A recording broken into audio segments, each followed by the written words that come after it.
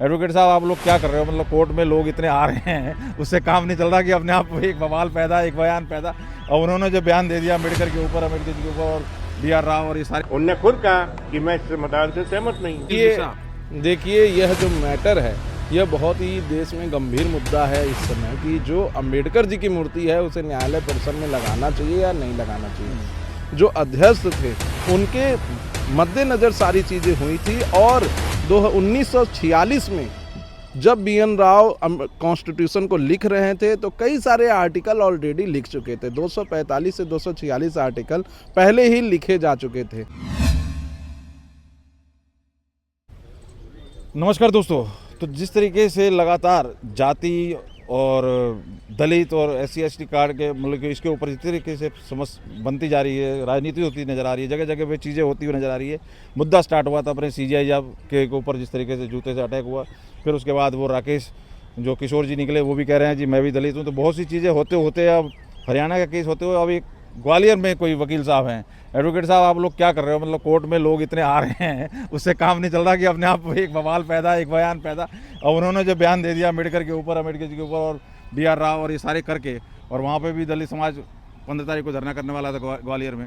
उसी पे करते हैं डिस्कस कि वो कहाँ मैटर जाता हुआ दिखाई दे रहा है, क्योंकि काफ़ी वायरल हो रहा है। कह रहे हैं जी वायरल होने के लिए सारी चीज़ें हो रही है। कैसे देख रहे हैं इस मैटर को? देखिए, यह जो मैटर है यह बहुत ही देश में गंभीर मुद्दा है इस समय कि जो अंबेडकर जी की मूर्ति है उसे न्यायालय परिसर में लगाना चाहिए या नहीं लगाना चाहिए। कुछ लोगों का मानना है कि BN राव ने ये संविधान सभा में अपनी बातों को रखा था और कई सारे ऐसे आर्टिकल हैं जिसको बना लिया था। उस पर मैं कहना चाहता हूं कि जब संविधान सभा का गठन हुआ तो उसमें प्रारूप समिति के जो अध्यक्ष थे उनके मद्देनज़र सारी चीज़ें हुई थी और 1946 में जब BN राव कॉन्स्टिट्यूशन को लिख रहे थे तो कई सारे आर्टिकल ऑलरेडी लिख चुके थे। 245 से 246 आर्टिकल पहले ही लिखे जा चुके थे और अंबेडकर साहब उस सभा में मौजूद थे और उन्होंने कई सारी ऐसी नई नई चीज़ें बताई या नई नई चीज़ें इंक्लूड की, जी संशोधन किया, चर्चा किया और उस पर बातचीत की,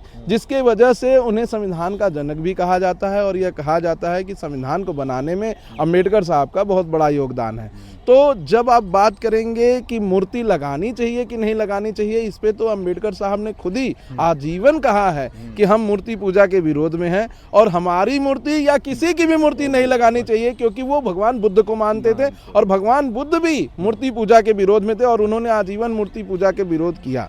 तो कहीं ना कहीं ये जो भीम हो गया, जो उनके फॉलोअर हैं जी एक तरफ, हाँ। जी जो भीम, देखिए जो इसमें बड़े संगठन हैं जो अंबेडकर जी को मानते हैं वो इसमें नहीं आ रहे हैं। जो इसमें छोटा संगठन है जैसे भीम आर्मी, जिसका कि कोई जमीनी स्तर पर वजूद नहीं है, वही सामने आ रहे हैं और वही ऐसे बयान को दे रहे हैं जिससे कि देश के सेंटीमेंट पर खतरा हो रहा है। क्योंकि जब आप देखेंगे बहन कुमारी मायावती जी को, और दलितों की सबसे बड़ी नेता अभी देश में कोई है तो कुमारी मायावती जी हैं, और जब वो नहीं सामने आ रही हैं, वो नहीं कुछ कह रही हैं, तो इसका साफ साफ मतलब है कि कहीं ना कहीं जो बाबा भीमराव अंबेडकर साहब चाहते थे या जो बुद्ध भगवान चाहते थे उसको वो मान रही हैं और आगे बढ़कर इस बात को सपोर्ट कर रही हैं कि मूर्ति पूजा का विरोध होना चाहिए, बंद होना चाहिए।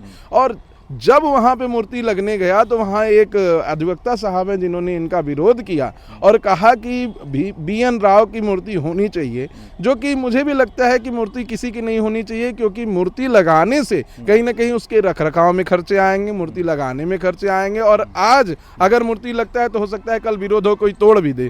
तो इससे अच्छा है कि आपको मूर्ति लगानी है तो संविधान की लगाइए, जिसको दोनों लोगों ने मिलकर बैठकर चर्चाएं कर वो पूरे डिसीजन को दिया था। पूरे 2 साल 11 महीने 18 दिन की चर्चा चलने के बाद ये संविधान आत्मसात हुआ है 26 नवंबर 1949 को। तो कहीं ना कहीं उसके पीछे की चीज़ों को देखना चाहिए, ना कि किसी व्यक्ति की या किसी प्रतिमा की मूर्ति लगानी चाहिए।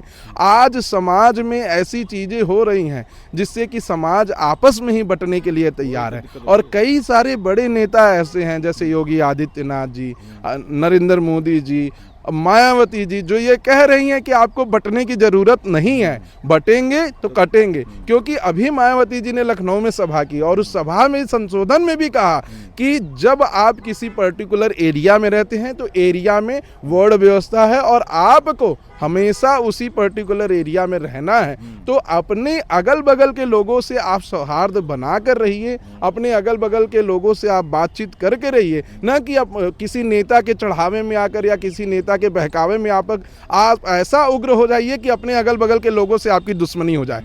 मायावती जी आज से राजनीति में नहीं है, बहुत पहले से है और वो समाज को जमीनी स्तर से जानती हैं और इसीलिए उन्होंने कहा कि किसी बड़बोले नेता के चक्कर में या किसी बड़बोले व्यक्ति के चक्कर में ऐसा कुछ ना करें जिससे कि समाज में एक रोष पैदा हो।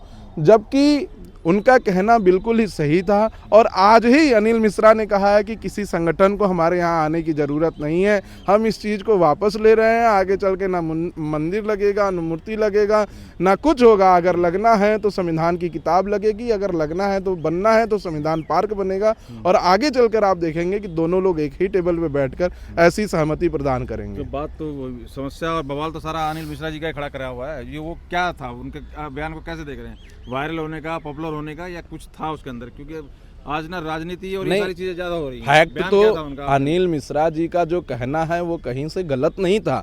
अनिल मिश्रा जी का कहना था कि संविधान को बनाने में जितना बी.आर. अम्बेडकर साहब ने अपनी सहमति बनाई है उतना ही बी.एन. राव ने भी उसमें योगदान दिया है। तो अगर बी.एन. राव का भी लगा रहे हैं, बी.आर. अम्बेडकर का लगा रहे हैं मूर्ति, तो बी.एन. राव का भी मूर्ति लगाइए। उनका कहना ये था। और जब बी.आर. अम्बेडकर की मूर्ति की प्रस्तावना हुई तो उन्होंने उस पर अपने, क्योंकि वो पहले भी ग्वालियर हाईकोर्ट के पूर्व अध्यक्ष रहे हैं तो वो लोगों के सेंटीमेंट को जानते हैं। उनका कहना ये था, वास्तविकता इतिहास की यही है कि संविधान का जो निर्माण है वो बी.एन. राव साहब ने किया है, ना कि अम्बेडकर जी ने। अम्बेडकर जी तो उस संविधान को जलाना चाहते थे।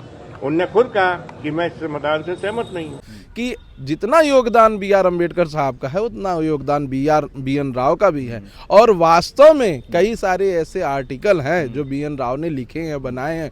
1935 में ही संविधान बन के तैयार हो गया था। जब आप पढ़ेंगे तो 75% से ज़्यादा का संविधान 1935 के संविधान से लिया गया है। और यह जो संविधान भारत में अभी लागू है इसके कई सारे ऐसे पार्ट हैं जो हमने विदेशों से लिया है। कहीं ऑस्ट्रेलिया से लिया है, कहीं आयरलैंड से लिया है, कहीं अमेरिका से लिया है, कहीं रूस से लिया है, कहीं यूके से लिया है। जब आप फंडामेंटल राइट को देखेंगे तो अमेरिका से लिया गया है। जब आप सेपरेशन ऑफ पावर को देखेंगे, जब आप directive principle of state policy को देखेंगे तो आयरलैंड से लिया गया है। जब आप देखेंगे कि राष्ट्रपति के क्या क्या पावर होनी चाहिए तो ऑस्ट्रेलिया से लिया गया। तो बहुत सारी चीजें हमने बाहर के देशों से ली हैं और उस पे बहुत गहन चर्चाएं हुई हैं। 2 साल 11 महीना 18 दिन छोटा दिन नहीं होता। इतनी चर्चाएं चलने के बाद ही यह संविधान को अंगीकृत किया गया है। तो कहीं ना कहीं अगर किसी न्यायालय में आपको मूर्ति लगानी है या कोई ऐसा प्रतिमा या संवेदना देना है तो आपको संविधान पार्क बनाना चाहिए जिसमें कि लोगों को उनके मूलभूत अधिकारों के बारे में बताया जाए, जिसमें कि लोगों को उनके कर्तव्यों के बारे में बताया जाए कि अधिकार के साथ साथ आपका कर्तव्य भी है। ऐसी चीजें जब आप बताएंगे तभी जाके समाज आगे बढ़ेगा, न कि आपस में लड़ने से आगे बढ़ेगा। क्योंकि लड़ने से कोई फायदा होने वाला नहीं है। इसमें जो आम जनता है वही प्रभावित होगी, कोई इसमें आगे नहीं बढ़ेगा, आम जनता इसमें प्रभावित होगी। ये अगड़े पिछड़े की लड़ाई बनाने की कोशिश की गई, मतलब ये सारी चीजें देखा नहीं। इसमें और यहाँ पर जिस तरह 15 अक्टूबर को बोला गया कि वहाँ पहुंचेंगे, धरना देंगे और ये सब करेंगे, घेराव करेंगे ग्वालियर में। देखिए ये सब जमीनी स्तर पर कुछ भी नहीं होगा क्योंकि बहुत सारे जमीनी स्तर पर यह संभव ही नहीं है। सिर्फ सोशल मीडिया पर आपस में लोगों में उन्माद फैलाया जा रहा है और कहीं ना कहीं जो ऐसे दो दोस्त होंगे वो भी आपस में लड़ जाएंगे, जो ग्रुप के होंगे वो भी लड़ जाएंगे और बाद में देखेंगे तो जमीनी स्तर पर ना तो कोई ग्वालियर गया है और ना तो किसी ने चप्पल फेंका है और ना तो किसी ने उनका स्वागत किया है। तो कई बार ऐसी चीज़ों को हमें देखना चाहिए। बहुत बड़े बड़े देश में नेता हैं, वो बार बार आपसे आग्रह कर रहे हैं कि आप लोग आपस में बटिए मत। आपको वोट जहां देना है दीजिए, आपको जिस पार्टी को मानना है मानिए, जिस भगवान को मानना है मानिए, लेकिन आपस में बटिए मत। लेकिन ये आपस में बांटने का काम कहीं ना कहीं किया जा रहा है और छोटे छोटे टूलकिट चलाए जा रहे हैं जिससे कि देश में रोष हो, विद्रोह हो और जैसा कि बगल देशों में हो रही है वैसा ही भारत में भी होने की आशंका को ऐसे पुरजोर मिल रहा है। मतलब इनका मकसद ये वही समझने की कोशिश हम कर रहे हैं कि भाई जिस तरीके से एक तरफ बटोगे तो कटोगे, और आजकल देख रहे हैं आप संतगण भी काफ़ी एक रहो, जातियों में मत बटो, जात बात की करो विदाई। बहुत सी चीज़ें ऐसी हो रही है जहाँ हिंदू को कहा जा रहा है कि भैया आने वाला फ्यूचर बड़ा ही खतरे में है अगर आप यूनाइटेड नहीं होते तो जी। लेकिन वहीं ये चीज़ें जोरों पर आप देख लीजिए, चाहे सीजे वाला मुद्दा हो, सीजे वाला, और चाहे अब ये अपना हरियाणा का चल रहा है, ये कहीं ना कहीं हिंदुओं को ही बांटने की और उसी में ही तोड़ फोड़ करने की, कहीं यहाँ पे कहीं मुसलमान का जिक्र नहीं आ रहा, जबकि बोला जाता है कि ये सरकार हिंदू मुस्लिम बहुत करती है। जी, क्या कारण लग रहा है? यही तो चिंता का विषय है। और ये चिंता का विषय भारतीय पॉलिटिक्स में बहुत पहले से ही रहा है कि कई सारे नेता ऐसे हैं जो आपस में हिंदुओं को जाति के नाम पे, आरक्षण के नाम पर, कहीं ना कहीं धर्म के नाम पर बांटने की कोशिश कर रहे हैं। लेकिन इनको बांटने नहीं देना चाहिए। बांटने से लोग बिखरेंगे, और जब लोग बिखरेंगे तो बाहरी शक्तियाँ जैसे अमेरिका, रसिया, चीन, बांग्लादेश, ऐसे लोग जो भारत के ऊपर ताक लगा के बैठे हैं कि जब देश कमज़ोर पड़े, जब यहाँ की सरकार कमज़ोर पड़े तो यहाँ भी ऐसे आंदोलन कराया जाए, विद्रोह करा जाए। कहीं ना कहीं बहुत सारी फंडिंग हो रही है बाहर के देशों से भारत में विद्रोह कराने के लिए, तो उनको इसमें बल मिलेगा। आपस में बंटने से कोई फ़ायदा होने वाला नहीं है। देश में एकता बना के रखिए, संविधान पर और अपने न्यायालय पर भरोसा रखिए, आपको न्याय जरूर मिलेगा। तो जहाँ एक तरफ इसी अभी टेन्योर में जो चल रहा है मोदी कार्यकाल, जिस तरह देखें आप, दलितों के पैर तक धो रहे हैं मोदी जी, और बहुत से प्रयास इस तरह के किए जा रहे हैं, तो क्यों मतलब जो है कोई भी समाज, चाहे ऊंचा चाहे नीचा, जो बोला जाता है जैसे, तो क्यों ये लोग समझ क्यों नहीं रहे हैं, तोड़ने की कोशिश और इन सब चीज़ों को वो क्यों बल मिल रहा है ऐसे टाइम में, जब पीएम इस तरीके का मैसेज देने की कोशिश करते हैं, इधर योगी जी बोल रहे हैं कि बटोगे तो कटोगे। क्या चीज़ें हैं जो लोगों को ये समझ में नहीं आ रही है, फिर भी उसी चीज़ों को जोड़ दे रहे हैं? देखिए, बहुत सारी चीज़ें अभी ऐसी हो रही हैं जिसका कि लोगों में भरोसा ही नहीं हो रहा है। मध्य प्रदेश में भाजपा की सरकार है, और भाजपा की सरकार होने के बावजूद वहाँ पे एफिडेविट कोर्ट में लगाया जाता है कि भगवान राम कास्टिस्ट थे। मोहनलाल यादव ने एक लगा दिया अपने एफिडेविट में और कहा कि लोगों पे जातिवादी घटनाएं तब से हो रही जब से भगवान राम है, और भगवान राम भी यही करते थे। तो हाईली क्वालिफाइड है। जी, वही मैं कहना चाहता। तो कहीं ना कहीं जब प्रदेश का मुख्यमंत्री ही लोगों को आपस में बांट रहा है, प्रदेश का मुख्यमंत्री अपने सीनियर लीडर जैसे आदरणीय प्रधानमंत्री नरेंद्र मोदी जी, योगी आदित्यनाथ जी की बातों को नहीं मान रहा है, तो वहाँ की जनता तो अपने लीडर पर ही विश्वास करेगी और वो बटेगी ही। तो कहीं ना कहीं बांटने का काम आंतरिक रूप से ऐसे मुख्यमंत्रियों के द्वारा या ऐसे नेताओं के द्वारा किया जा रहा है जो लोगों को जातिवाद के नाम पर बांट रहे हैं, जो लोगों को आरक्षण के नाम पर बांट रहे हैं। अभी सुप्रीम कोर्ट में सीजीआई साहब की बेंच ने एक आदेश दिया था, उसमें कहा था कि एससी एसटी का सब क्लासिफिकेशन होना चाहिए। उस सब क्लासिफिकेशन से फायदा उनको होता जो आज तक आरक्षण का लाभ नहीं ले पाए हैं, लेकिन बिहार में और राजस्थान में वहां के नेताओं ने उनको ऐसे भड़का दिया जैसे कि उनका आरक्षण ही छीना जा रहा है। अरे आरक्षण तो उनसे लिया जा रहा है जो अब आईएएस हो गए, आईपीएस हो गए, जो अब सांसद हो गए, विधायक हो गए। उनको अब आरक्षण की क्या जरूरत थी? जो समाज का निचला तबका है उसको जरूरत है, जो अभी तक आरक्षण का लाभ नहीं ले पाया उसको जरूरत है। ऐसे लोगों को आरक्षण मिलना चाहिए, और माननीय उच्चतम न्यायालय ने यह जजमेंट दिया था तो उन्हें अपने न्यायालय पर भरोसा होना चाहिए था। लेकिन जबरदस्ती इस मामले को तुल पकड़ा दिया गया और वो सब क्लासिफिकेशन संसद से नहीं हो पाया, और उनका लाभ अभी तक वही लोग ले रहे हैं जो समाज में उच्च पद पर बैठे हैं, जो एससी एसटी के उच्च पद पर बैठे हैं। सब क्लासिफिकेशन ओबीसी का भी होना चाहिए। ओबीसी में भी 3-4 लोग ऐसे हैं जो पूरे आरक्षण को प्राप्त कर रहे हैं, और बाकी के ओबीसी के जो लोग हैं उनको आरक्षण का फायदा नहीं मिल पा रहा है। तो जब माननीय न्यायालय ऐसी बातें कह रही है तो आपको न्यायालय पर भरोसा रखना चाहिए, अपने संविधान पर भरोसा रखना चाहिए, और कोई भी विरोध करने से पहले आपको कम से कम एक बार फैक्ट को चेक करना चाहिए। आरक्षण की आप बात कर रहे हो, सभी सारी चीज़ें ओबीसी या एससी एसटी जिस तरीके से, अभी देखिए हरियाणा वाले केस में क्या हो रहा है। आरक्षण लिया, वो पद पे पहुंचे, फिर भी उसके बाद वहाँ पे आ गए। वो आरक्षण से फायदा क्या जब जान देनी पड़ जा रही है? तो ये देखिए ना, ये भी नहीं, देखिए आरक्षण से यह फायदा हुआ कि कम से कम समाज में ये चीज़ें नहीं है, मतलब गले किसी के नहीं उतर रही है, कोई उसका फायदा उठा के किसी हाइट पर पहुंचता है, कहीं देश के लिए कुछ कर रहा है, इतनी ओहदे पहुंच के, और फिर भी वो देखिए जान गंवाने पर मजबूर हो जाता है। कुछ एक लोगों की गलतियों की वजह से पूरी समाज की संरचना पे प्रश्न चिन्ह नहीं उठाया जा सकता। वहाँ पे पूरन कुमार के साथ गलत हुआ है और उसका उन्होंने अपना जान लेकर उसका वो दिया है, लेकिन जो और समाज में लोग हैं जिनको आगे अपलिफ्ट होना चाहिए, उनको आप मना नहीं कर सकते कि आप अपलिफ्ट होकर ऐसी जगह जाएंगे और ऐसा करना पड़ेगा। देखिए जाति व्यवस्था, वर्ण व्यवस्था तो बहुत पहले से है।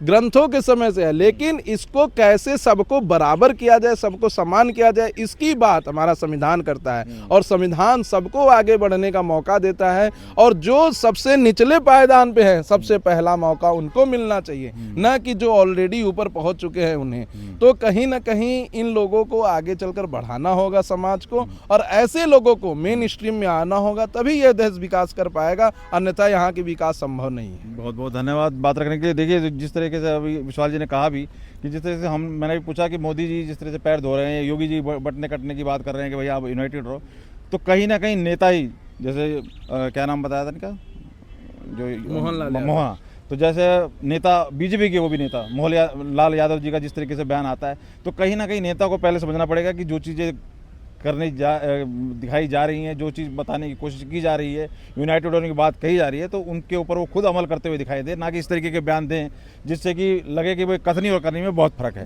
तो ये सारी चीज़ें हैं जिसकी वजह से इतना प्रयास करने के बावजूद भी ऐसी घटनाएं सामने आती हैं।